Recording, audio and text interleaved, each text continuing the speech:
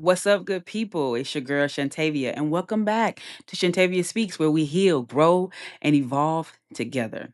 So, today I want to have an uncomfortable conversation because I think a lot of people say they want healing, but I'm not totally convinced that they actually do. Now, before you click off this video, just hear me out.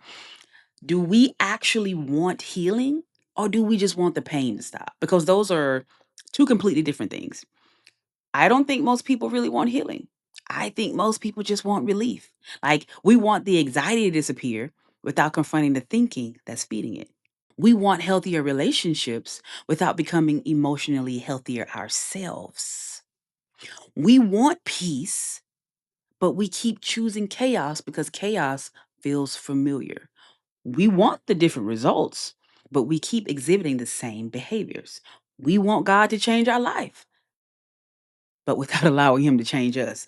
And we wonder why nothing changes. So, can I be real with you? Healing will offend the version of you that's committed to staying comfortable.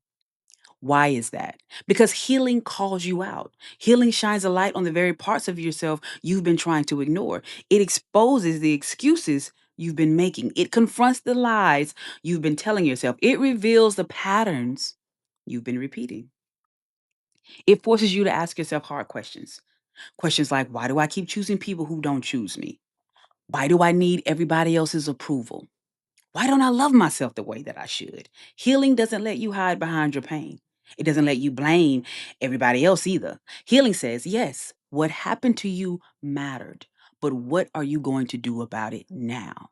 That's why healing offends people. Not because healing is trying to hurt you, but because healing refuses to let you keep lying to yourself. And the truth has a way of making us uncomfortable before it makes us free. Healing requires change, and change costs. Change costs us our excuses. Change costs us our ego. Change costs us our relationships. It costs us the stories we've been telling ourselves. It costs us the victim mindset that says, my life can't change until they change. Allow me to challenge that. Healing has never been about changing them, healing has always been about changing you. Because here's what happens when you heal: your perspective changes. Your mindset changes. The way you see yourself changes. The way you respond changes. And when you change, things that used to steal your peace don't have the same power anymore. Not because they changed, because you did. You stop waiting for people to become who you need them to be before you give yourself permission to move forward. You stop putting your life on hold until somebody apologizes. You stop believing your peace is tied to somebody else's behavior because you finally realize your healing was never in their hands. It was always in yours. And one day you'll look back and realize, wow, that doesn't even bother me anymore. Not because you forgot what happened to you, not because it didn't matter, but because you changed. Now that's healing. That's the perspective shift people miss. We spend so much time asking, when are they going to change? Healing asks a different question: what needs to change in me? Because the moment you stop making your healing dependent on somebody else's choices, that's the moment you take your power back. So let me ask you this: how much of your life have you put on hold waiting for somebody else to become who they've already shown to you that they're not? The first lie I had to confront was this: healing is supposed to feel good. Okay. Who told you that? Because they lied. Healing doesn't feel good. Healing actually feels like grief. Healing feels like accountability. Healing feels like letting go of people you thought would be in your life forever. Healing feels like facing parts of yourself you spent years avoiding. Maybe you've been thinking about therapy. Maybe you've been putting it off because you think asking for help makes you weak. So I'm going to hold your hand when I say this to you. Asking for help isn't weakness. Sometimes it's the strongest thing you'll ever do. I've been there. Therapy changed my life, not because I sat in an office once a week. It changed my life because I stopped pretending. I stopped pretending I was okay. I stopped pretending I had all the answers. I stopped pretending my past wasn't affecting my present. I'm not speaking from a place of judgment. I'm speaking from a lived experience. And here's what I learned: going to therapy doesn't automatically mean you're healing. because you have to do the work. Reading books doesn't automatically mean you've changed. Knowing the language isn't the same thing as living the life. Anybody can quote sayings from a book, anybody can post an affirmation, anybody can tell you what a trauma response is. The real question is, who are you when life doesn't go your way? Who are you when someone tells you no? Who are you when you're challenged?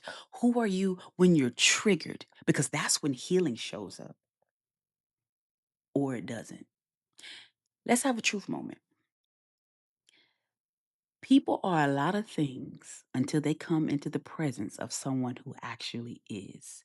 Well, what do you mean, Shantavia? I'm glad you asked. You can say you're healed, evolved, and transformed all day, but when you meet someone who actually is, that mask will fall off because healed people expose unhealed people. Not because they're trying to, but because their peace shines a light on the chaos. Their boundaries exposes the lack of them. Their emotional maturity exposes the places where we still need to grow. Their honesty exposes the excuses. And that's why some of your relationships won't survive your healing because your growth becomes a mirror. And not everybody likes what they see when they look in it. It's easy to say you've healed until someone challenges your wounds. It's easy to say you've forgiven until you're reminded of what happened. It's easy to say you've set boundaries until someone you love doesn't like them. That's when you find out what's really in you. Life has a way of exposing the places that still need healing. And that's okay. That's not to shame you, but to show you where the work still needs to be done. Because healing is an ongoing process. We are not done growing and evolving until we leave this earth. So instead of getting defensive every time life exposes something, get curious. Get an understanding. And in all that getting, get an understanding. Ask yourself, what is this trying to teach me? What is this revealing about me? Because you cannot heal what you refuse to acknowledge. So remember, healing isn't what you say.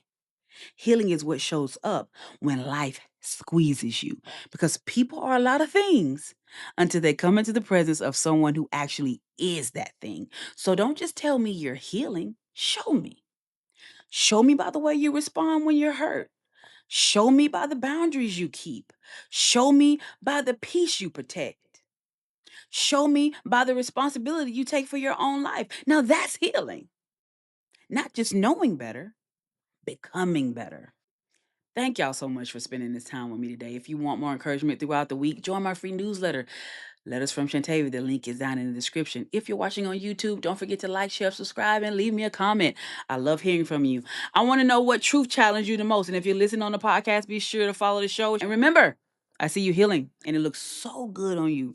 Much peace, love, and healing. Until next time.